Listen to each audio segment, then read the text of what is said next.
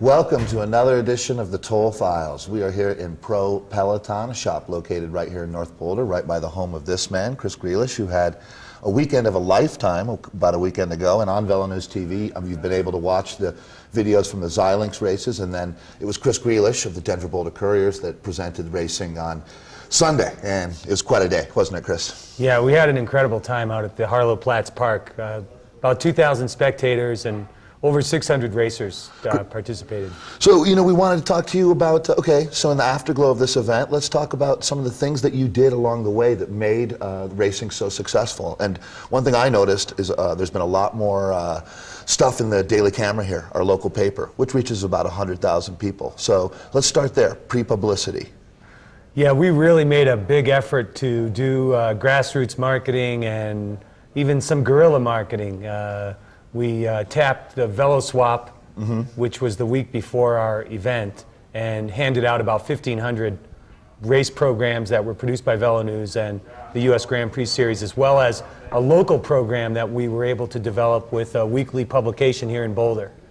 In addition to that, we also worked with KBCO radio station, which is the largest radio station in Metro Denver, and so they were also on board and one of the sponsors of the event. So this year we had our biggest effort was to get as many spectators as possible, and we really hit the home run this first year out. Yeah, I mean, you feel like it worked, huh? Yeah, it seemed to for me the first time. There were a lot of people there that had never been to a cross race before. Is that how you're gauging that? Yeah, and just overall the numbers. We, regardless of the financial part of the event, the biggest goal for us was to have a couple thousand people come out and see the show. And as I said, we were just so lucky to have it happen this first year. Yeah, so, and we're talking about the Crank Brothers U.S. Grand Prix of Cyclocross. It was round 4.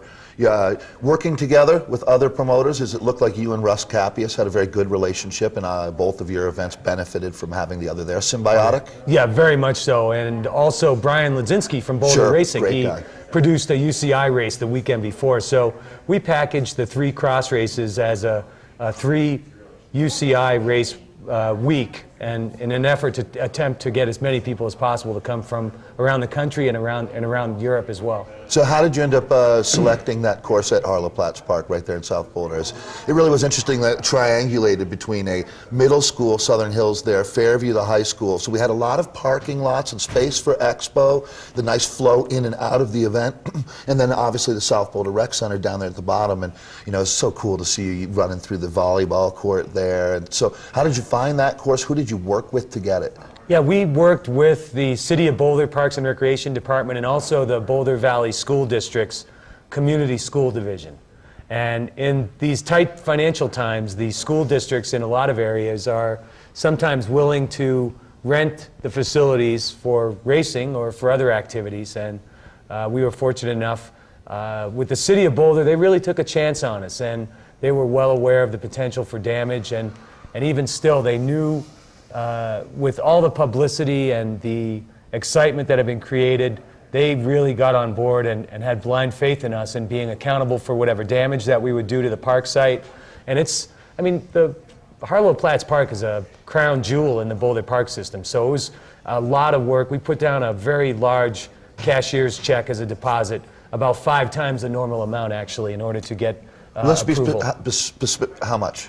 It was $5,000. Okay. Cash. So it seems to me like you've been working really hard at building relationships within this municipality here in Boulder. And right now, actually, we had a great meeting last night down at City Council as we're working to get a permanent cyclocross course at Valmont. And actually, I say we're, it's like you are. Well, every now you and were then there. I show up. Yeah. You stood up and were very eloquent, Dave. Well, so thanks. It's, everybody's part of the solution. And I think that's what a lot of people don't realize. Here in Boulder, we're really working at trying to create a community of racers and work together for the common goal to grow the sport and have everybody benefit from bike racing. How did you get so many volunteers? Because that, I think, goes back to what you're just talking about a moment ago, about this community here. But, like my buddy Steve Isles, it's like, I don't think he's ever really volunteered for anything like that before, but something about this event got him to do it? Something about you? No, I don't think it was me. I think it was the event, and I think people understood that people were going to be coming from all over the country. This was our chance to show off. This was our chance to shine, and several large clubs came forward and said, you know what, we have 20 people,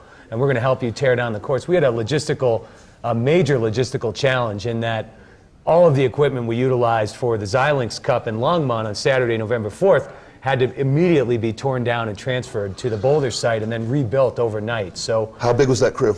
And by the way, I did not mean to say show off. I meant to say showcase. No that sweat. Sounds stupid. So, all right, but how many volunteers did you have? Saturday night after the Xilinx Cup, we had about 30 people out at Harlow Platts Park helping us rebuild the entire venue. 30. 30. And were all of those 30? And it's just so people who aren't from around here would know, Longmont is about a 15-mile drive going from 12. Venue to venue, station to station, as they say. So how many people were involved in the breakdown on Russ's end? Yeah, about 40 total. That was our 20 and Russ's 20. So we each combined to have this massive force. And logistically, we just plotted everything out in order to be as efficient as possible to tear down and then rebuild. And so something like getting the Cliff Bar inflatable out there, is, like it's certainly the event was just dialed. How much of that was your stuff in your promoter's kit, and how much of that came from the Crank Brothers U.S. Grand Prix people? Yeah, well, the inflatables were definitely from the U.S. Grand Prix. We need to keep that. Yeah, and actually even the placement was Bruce Fina at the U.S. Grand Prix. He looked at the venue and said, you know what, this is the perfect spot for this device, and it really helped, tie everything together and made quite a spectacle out there. And then, I think, Chris, a lot of times at events, when it's all said and done, you find out who the real heroes are. That's the guys they're cleaning up at the end. Like once the circus has left and the elephants are gone and everything, it's those guys. How many of those people were helping you at 5 o'clock on Sunday night? We had about a dozen people out there. Yeah? Yeah, hardcore. Guys like Bobby Noyes? Yeah, exactly. Bobby Noyes and about 8 or 9 other people from his squad. Pro Peloton stays pretty busy, don't they? Yeah, they're really it's like slammed a deli today. in here. Jeez. So it's a total pro shop. Yeah. So, and obviously, Chris, I think a big part of your success was in being able to have that really good closure at the end of the event. But before we get there, as far as administering the racing, at that point, do you just have to turn that over to the officials? You've designed the best course you can, and as a promoter, do you just have to release on it then? Yeah, usually, and even for the road events we produce as well, it's a situation where once the racing actually starts going, it sort of almost runs itself if you have all the components in place. And that's the trick, is to have everything set up in order to accept the number of people coming in. And yeah, so were you surprised by the crowds? Yeah, I was. Yeah, pleasantly surprised. But even more than the size of that crowd, it was how into it those people were. Have you gone and looked at the VeloNews TV videos yet? Oh yeah, incredible. Yeah, incredible. amazing. Especially the pro men's race was just so packed. Every scene seemed to have, just filled with people and everybody screaming and yelling. Yeah, so as my comrade Neil Rogers was mentioning in one of his articles, one of the first questions that you heard after the Barry Wicks came across the finish line was, will this event be back?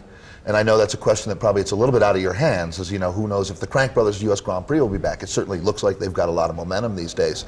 But now, are you already in talks with them for 2007? Yeah. You are? Oh yeah, very much so. Great. Yeah. So if someone was a promoter, what was the step that you made? Like, did you just sit there and open up an issue of VeloNews and go like, okay, here's Bruce Fina's email and I'm going to ask him if I can be a part of this series? Where did you start? I had been involved in, actually I produced the first ever UCI race in America. What year was that? 96-ish? Yeah, maybe even before that, actually, yeah.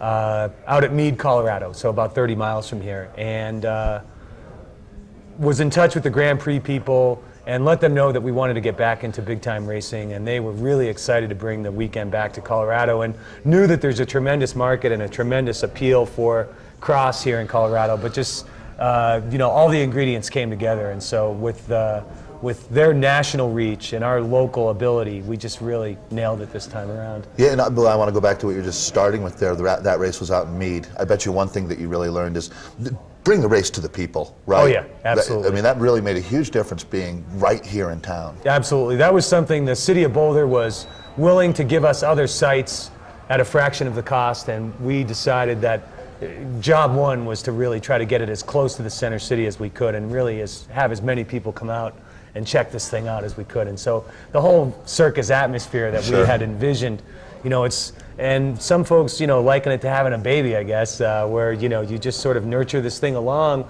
and then eventually on the day of the race, it all comes together, and Good. I noticed, after the race was over, a couple days later, in your follow-through, you sent out an email with an Excel document asking for people's feedback on a whole bunch of different matrices about the event. And Fran Summerhill, Daniel Summerhill's mom, wrote and sent a mass email out saying, thanks, but I can't. There was nothing with that event that I could find was a problem. And I actually felt the same way. Yeah. Did you get any feedback that will help you change next year's race? Quite a bit. Like what? That was the first time we'd ever used that venue. The crossing guards were maxed out, non-existent, and in poor locations. The signage for registration and parking was inadequate. There were a lot of things that we could do to improve in the future, and that's one of the things I can't wait to do this particular race again, just because it has so much more potential than just what we saw this last time around. So, how much does it mean to you after the race to have racers come up and say, "Great, that was a great course and a great race"? Yeah, it means a lot. Yeah, it really does. And people, real profound experience for some people. They were just really moved by the whole thing, and in a special way. And I can remember back, I think it was '99 at the Presidio.